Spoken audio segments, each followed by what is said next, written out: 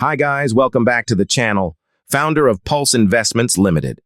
Kingsley Cooper has died at age 71.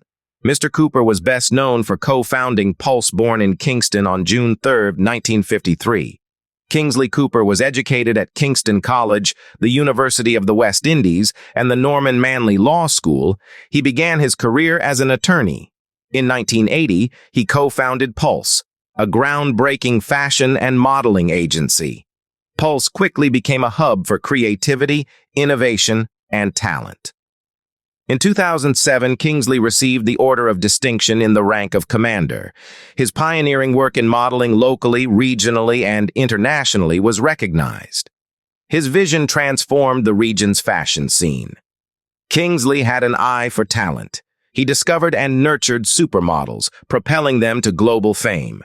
His legacy lives on through their success. Thanks for taking the tour with us today. Remember to subscribe and leave your comments in the section below.